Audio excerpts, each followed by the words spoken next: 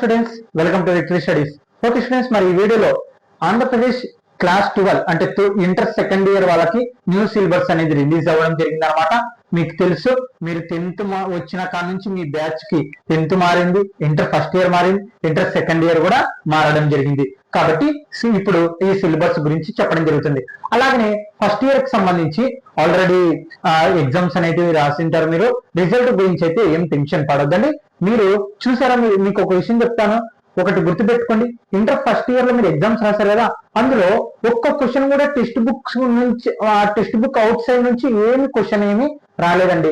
అన్ని text book నుంచే రావడం జరిగింది. ఇంటర్మీడియట్ లో ఇదే మీకు బెనిఫిట్ ఏంటంటే, మీకు టెక్స్ట్ బుక్ లో ఉన్న క్వశ్చన్స్ ఎగ్జామ్ లో అడగడం జరుగుతుంది, అంతే తప్ప నంబర్లు మార్చి మిమ్మల్ని కన్ఫ్యూజ్ చేయాలని అస్సలు ఇంటర్మీడియట్ లో అస్సలు ఉండదండి. ఓకే, ఇది గుర్తుపెట్టుకోండి. మీరు రిజల్ట్ గురించి అయితే ఆలోచించొద్దు. మీరు ఎన్ని మార్కులు రాస్తే అంత పర్ఫెక్ట్ గానే ఉంటది. మీరు అనుకున్న దానికన్నా కొంచెం బెటర్ గానే వస్తాయి మార్కులు, దాని గురించి అయితే టెన్షన్ తీసుకోవద్దండి. కానీ ఫస్ట్ ఇయర్ లో చేసిన మిస్టేక్స్ మాత్రం సెకండ్ ఇయర్ లో చేయొద్దండి. ఎందుకంటే ఫస్ట్ ఇయర్ లో మనకి ఇంప్రూవ్మెంట్ బెటర్మెంట్ రాసుకోనికి అవకాశం ఉంటుందేమో, కానీ సెకండ్ ఇయర్ లో మాత్రం ఉండదు. ఓకే, మళ్ళీ ఫస్ట్ ఇయర్ లో కూడా మనం ఇంప్రూవ్మెంట్ రాసుకోవాలంటే ఖచ్చితంగా అన్ని పాస్ అయి ఉండాలి. ఓకే, ఇది ఇంకా చాలా రిజల్ట్ వచ్చినప్పుడు వీటి గురించి ఇంకా క్లారిటీగా వస్తుంది. కాబట్టి మీరు మెయిన్ పాయింట్ గా సెకండ్ ఇయర్ మాత్రం అంత ఈజీగా తీసుకోవద్దండి. ఎందుకంటే మెయిన్ పాయింట్ గా మనకి సెకండ్ ఇయర్ లో ప్రాక్టికల్స్ అనేవి ఉంటాయి. ఏవి? ఫిజిక్స్ అలాగనే కెమిస్ట్రీకి సంబంధించి. కాబట్టి ప్రాక్టికల్ క్లాసెస్ అని, లేకపోతే మనకి డిసెంబర్ లోనే సిలబస్ అనేది కంప్లీట్ అవ్వాలని చూస్తుంటారు. అలాగనే మనకి ఫిబ్రవరి లోనే ప్రాక్టికల్స్, మార్చి లోనే పబ్లిక్ ఎగ్జామ్, మళ్ళీ దాని తర్వాత మీరు ఎంసెట్ అని, ఇలా చాలా విధంగా ఇంకా చాలా టాపిక్స్ అనేవి ఉంటాయి. కాబట్టి మీరు మెయిన్ పాయింట్ గా ఫస్ట్ ఇయర్ లో అక్కడ మాత్రం ఎగ్జామ్స్ ముందర చదవడం ఇలాంటివి చెయ్యొద్దండి. ఓకే, నేను ఫస్ట్ ఇయర్ కి సంబంధించి కొన్ని 2 లెసన్స్ అనేవి కంప్లీట్ చేయలేదు. అది స్టాటిస్టిక్స్, ప్రాబబిలిటీ, అది కూడా త్వరలోనే అప్లోడ్ చేయడం జరుగుతుంది. నాకు కొన్ని ప్రాబ్లమ్స్ వల్ల నేను ఆ వీడియోస్ అనేవి అప్లోడ్ చేయలేకపోయాను. కాబట్టి అవి కూడా అప్లోడ్ చేయడానికి ప్రయత్నిస్తాను.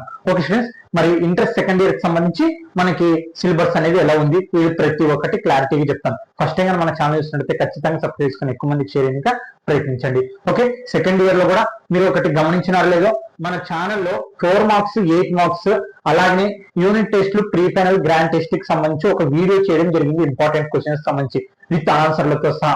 అందులో నుంచి 4 మార్క్స్ 8 మార్క్స్ ప్రతి ఒక్కటి రావడం జరిగింది.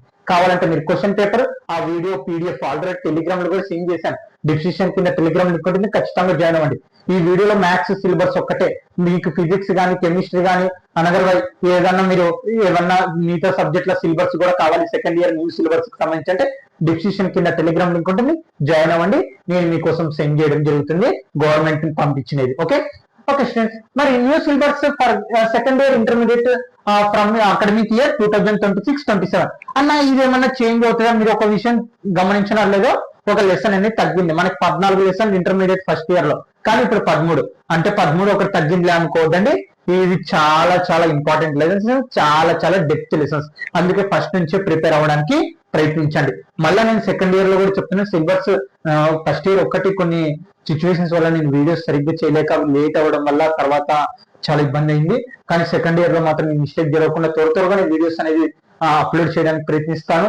ఎక్సర్సైజెస్ అలాగే కాన్సెప్ట్లతో సహా. ఓకే, దానికోసం ఏం లేదు, మీరు సబ్స్క్రైబ్ చేసుకొని మీకు తెలిసిన వాళ్ళకి షేర్ చేయండి, మీ ఫ్రెండ్స్ కి. ఓకే, మీ కాలేజీలో ఉన్న వాళ్ళ ఫ్రెండ్స్ కి అందరికి. ఓకే, మరి 100 మార్క్స్ కి అయితే ఖచ్చితంగా పేపర్ అనేది ఉంటుంది, no doubt. First year pattern మనకి సెకండ్ ఇయర్ అనేది ఉంటుంది. సిలబస్ అనేది చేంజ్ అంటే ఏం లేదు ఇక్కడ. ఓకే, ఫస్ట్ వచ్చేసి రిలేషన్ అండ్ ఫంక్షన్స్. మనకి ఫస్ట్ ఇయర్ లో వచ్చినట్టు టిక్ చేద్దాం. ఓకే, మనకి ఇది ఫస్ట్ ఇయర్ లో వచ్చింది. మన ఫస్ట్ ఇయర్ లో ఎలా ఉందో అలాగనే ఉంటుందా? అలాగనే ఉంటుంది. ఏమంటే కొంచెం డెప్త్ ఎక్కువ ఉంటుంది అంతే. Okay, universe of trigonometric functions, ఇది కూడా మనకి తెలుసు అన్న. యూనివర్స్ ఆఫ్ ట్రిగ్నోమెట్రిక్ ఫంక్షన్స్ మనకి రావడం జరిగింది కదా, కాబట్టి మనకి ఇది కొంచెం యూనివర్స్ లో మెథడ్ లో ఉంటుంది, కొంచెం బాగానే ఉంటాయి ఇవి కూడా. Okay, problems. మ్యాట్రిక్స్ ఇది మనకి రాలేదు. ఓకే, కానీ చాలా చాలా ఇంపార్టెంట్. హయ్యర్ ఎడ్యుకేషన్ కి చాప్టర్ చాలా చాలా ఇంపార్టెంట్. హైయర్ ఎడ్యుకేషన్ కి ఇంపార్టెంట్ లెసన్స్ కూడా చెప్తాను.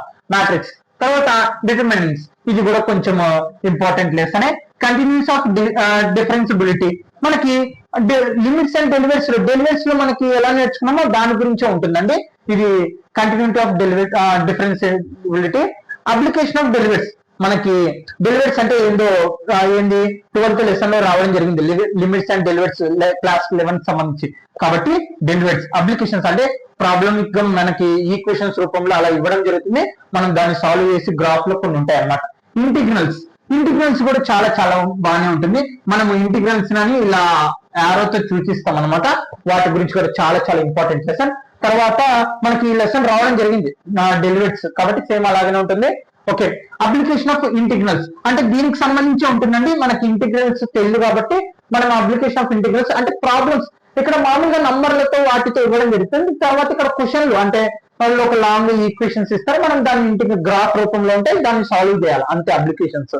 ఆ తర్వాత డిఫరెన్షియల్ ఈక్వేషన్స్ మనకి సేమ్ dy/dx మనకి ఎలా వచ్చినాయి ఏం కథ అని లిమిట్స్ అండ్ డెరివేటివ్స్ లో నేర్చుకోవడం. dy/dx ఇప్పుడు ఈక్వేషన్స్ రూపంలో ఇస్తారు, ఆ ఈక్వేషన్ కి మనం dy/dx లో అప్లై చేసి వాటి సాల్వ్ చేయాలి. మనకి లిమిట్స్ అండ్ డెరివేటివ్స్ లో క్లాస్ 12 లో మనకు ఒక ఫార్ములా ఉంది, ఏంటి dy/dx sin x = cos x అని. అసలు ఈ ఫార్ములాస్ ఎలా వచ్చినాయి అనేది పూర్తిగా ఈ డెఫినెట్లీ అంటే ఎలా వచ్చినాయి వాటి గురించి అని పూర్తిగా దీంట్లో కొంచెం డెప్త్ గా అనేది ఉంటుంది, మనం వాటిని సాల్వ్ చేసి ఆన్సర్ కనుక్కోవచ్చు అనమాట. ఓకే, ఇవన్నీ హైయర్ ఎడ్యుకేషన్ కి ఇంపార్టెంట్. వెక్టర్ ఆల్జీబ్రా ఇది కూడా మనకి ఏం రాలేదు. ఓకే, ఇది కూడా చూడండి, ఇది అలానే 3 డైమెన్షనల్ ఇక్కడ చూడండి 3 డైమెన్షనల్ జామెట్రీ. ఇక్కడ మనకి ఇంటర్మీడియట్ లో ఓన్లీ 3 మార్క్స్ మాత్రమే రావడం జరిగింది ఈ లెసన్. 2 మార్క్స్ ఒకటి, 1 మార్క్ ఒకటి.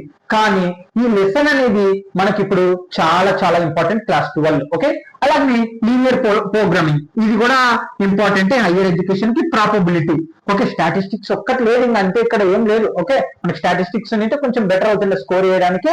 కాబట్టి ఇక్కడ చూడండి మీరు 3 డైమెన్షనల్ జామెట్రీ ఇక్కడ మనకి ఇంటర్ 11th క్లాస్ లో 3 మార్క్స్ మాత్రమే ఉంది, కానీ ఇక్కడ మనకి హై ఉండడానికి అవకాశం ఉంటుంది. ఇక్కడ రౌండ్ ఆఫ్ చేసినట్టువి ఖచ్చితంగా మళ్ళీ మీరు బీటెక్ వెళ్ళినా కానీ డిగ్రీకి వెళ్ళినా కానీ డిగ్రీ వైపు అయితే ఖచ్చితంగా వస్తుంది, సబ్జెక్ట్స్ ఉంటాయి. డెఫినెట్లీ ఈక్వేషన్స్ అని ఒక సబ్జెక్ట్ ఉంటుంది మనకి. ఇక్కడ మ్యాథమెటిక్స్ సబ్జెక్ట్ లో మనకి ఒక లెసన్ కదా ఇప్పుడు, కానీ మనకు ఒక టెక్స్ట్ బుక్ అనేది ఉంటుంది డెఫినెట్లీ ఈక్వేషన్స్ సంబంధించి. తర్వాత వెక్టర్ ఆల్జీబ్రా కూడా ఒక సబ్జెక్ట్ అనేది ఉంటుంది. 3 డైమెన్షనల్ జామెట్రీ ఇది కూడా ఒక సబ్జెక్ట్ గానే ఉంటుంది. లీనియర్ ప్రోగ్రామింగ్ ఇది కూడా ఒక సబ్జెక్ట్ గానే ఉంటుంది. తర్వాత ఇంకంతే, ఇవి మాత్రం చాలా చాలా ఇంపార్టెంట్ చూడండి. ఓకే, ఈ 3 లెసన్లు చాలా చాలా ఇంపార్టెంట్, ఎందుకంటే మనకి హైయర్ ఎడ్యుకేషన్ లో చాలా చాలా ఇవి కూడా వస్తాయి. ఇగో ఈ టిక్ చేసినట్టు కూడా వస్తాయి, కానీ సబ్జెక్ట్ లో మనకు అక్కడక్కడ టచ్ అవుతాయి లెసన్ వారుగా, కానీ ఇవి మాత్రం చాలా చాలా ఇంపార్టెంట్. కాబట్టి చాలా జాగ్రత్తగా వినండి. మరి త్వరలో వీటి సిలబస్ అనేది స్టార్ట్ చేయడం జరుగుతుంది. ముందుగా ఇంట్రడక్షన్స్ క్లాస్ అనేది చెప్పడం జరుగుతుంది.